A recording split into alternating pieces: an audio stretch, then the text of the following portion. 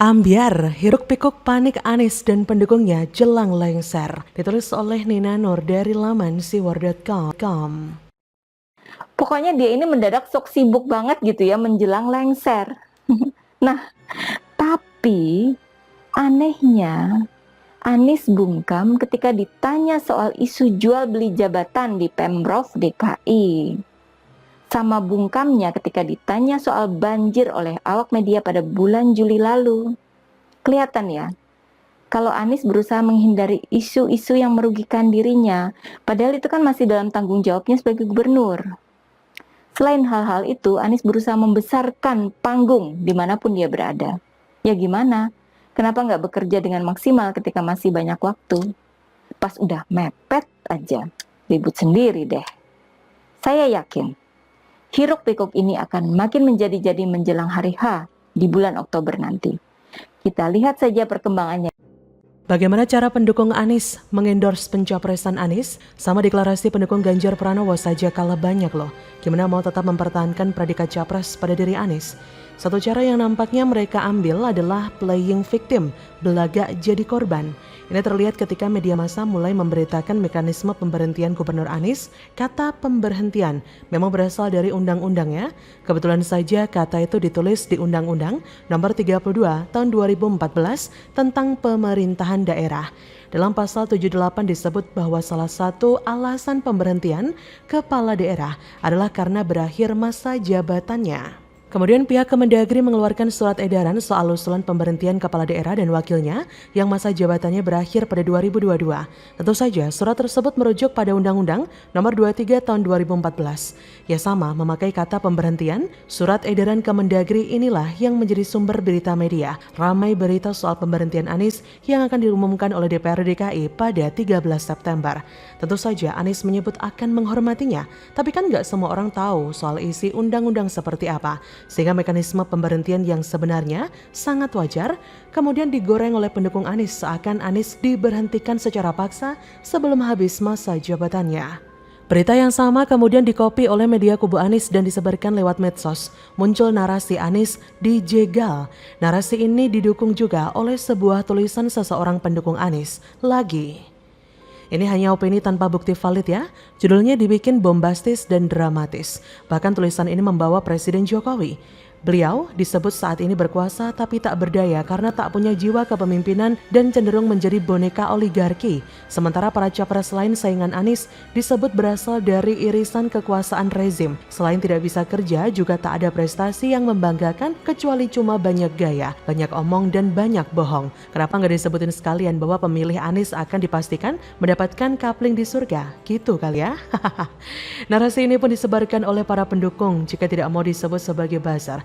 Para pendukung Anies di medsos menyebarkan narasi yang sama dengan cara yang sama. Kayak gitu mereka nggak mau disebut sebagai buzzer, tapi menuduh kita-kita ini sebagai buzzer RP. Gila kan? Isu soal penjagalan Anies juga turut disuarakan Partai Demokrat dan juga relawannya. Pokoknya disuarakan seakan-akan Anies ini dizolimi sedemikian rupa supaya publik bersimpati dan kemudian diharapkan untuk ikut mendukung Anies nyapres. Gitu kan? Dalam pihak Anies sendiri tidak kalah ramai ketika menyampaikan sambutan dalam acara PKS di Masjid Agung Al-Azhar. Anies sempat bertanya pada para hadirin yang merupakan para simpatisan dan kader PKS. Anies melempar pertanyaan setelah Oktober kemana yang kemudian dijawab para hadirin dengan kata presiden dan istana. Ya iyalah PKS gitu loh. PKS pula yang meminta agar Mendagri Tito tidak main-main dalam menunjuk penjabat gubernur DKI pengganti Anies nantinya. Seakan PKS ini paling pinter aja. Kalau paling pinter pasti nggak susah dong dapat teman koalisi. Hahaha. Kemudian Anies menyebut soal RPD sampai 2026 yang sudah dibuat. Menurut Anies, penjabat gubernur nantinya wajib menjalankan RPD itu. Anies memperingatkan agar penggantinya bekerja sesuai dengan RPD, tidak bekerja pakai selera. Halah, bilang aja takut. Kalau nanti penggantinya lebih hebat meneruskan program untuk rakyat seperti penanganan banjir dan bahkan bisa lebih baik daripada Anies. Selain itu, Anies juga sibuk banget mengganti para pejabat, padahal masa jabatannya sendiri mau berakhir. Ngapain coba? Aneh kan? Kok dipanggil menjelang lengser sih mereka-mereka itu? Nggak dari kemarin-kemarin.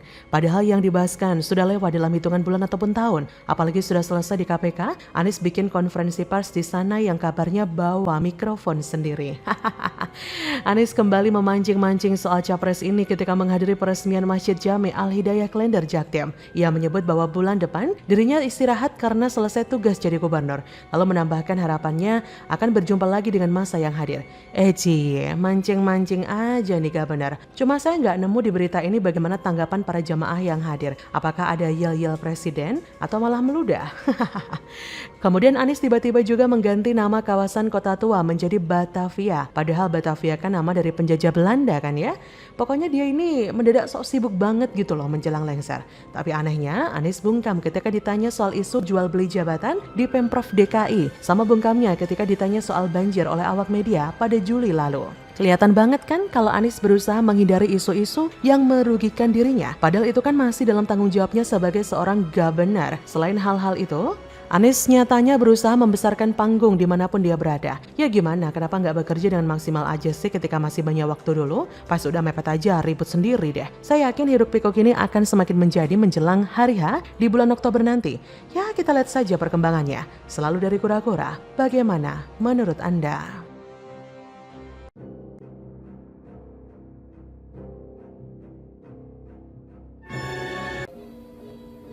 Ngakak, pemotongan kabel juga jadi bahan buat Anies Baswedan, ditulis oleh Jevan dari laman siwar.com. Di dalam sarana jaringan utilit kegiatan pemotongan mandiri kabel-kabel yang selama ini menjuntai di udara. Jakarta secara terus-menerus melakukan perbaikan menuju sebuah kota global modern yang penataan infrastrukturnya pun berjalan dengan efisien dan efektif.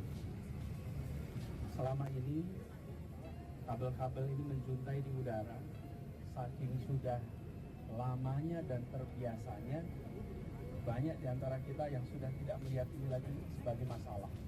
Diatur sekarang di bawah tanah tapi rapi, efeknya mengurangi kemacetan, efeknya juga meningkatkan estetika kota, sehingga pemandangan menjadi lebih rapi. Kenapa? Karena sudah disiapkan SJUT di bawah.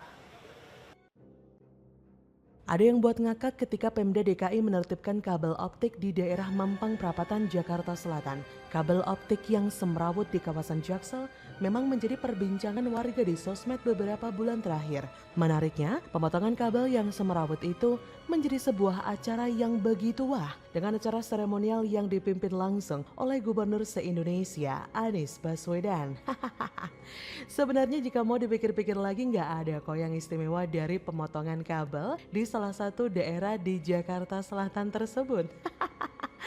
Lah di tempat lain penertiban ini memang bentuk pelayanan publik, entah dilakukan oleh penyedia layanan ataukah operator dan merupakan kewajiban dari Pemda daerah setempat yang memberikan pelayanan berupa kota yang bersih dan sedap dipandang pada warganya. Kita juga sering kok lihat mobil operator menertibkan kabel-kabel semrawut di pinggir jalan. Gak ada tuh yang istimewa dari hal itu. Bak acara besar, acara pemotongan dan penertiban kabel ini seperti proyek ratusan triliun dengan panggung besar nan megah. Anies pun memberikan sambutan 1-2 patah kata yang memang menjadi keahliannya. Kata Anies pada Senin 5 September, kita tahu bahwa selama ini kabel-kabel ini bergerak di atas sehingga menjadi pemandangan yang unik karena ini kalau difoto seperti bakmi hitam yang menggelantung di mana-mana. Saking sudah lamanya ini, sebagian dari kita sudah menganggap itu tidak masalah, kata Anies.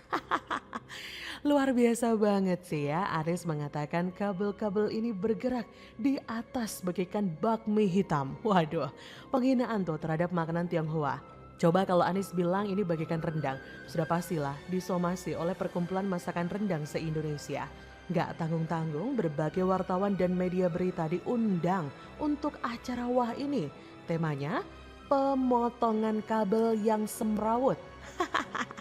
Turut hadir di lokasi adalah PT Telkom Indonesia Tbk, PT Mora Telematika Indonesia, dan PT Linknet Tbk.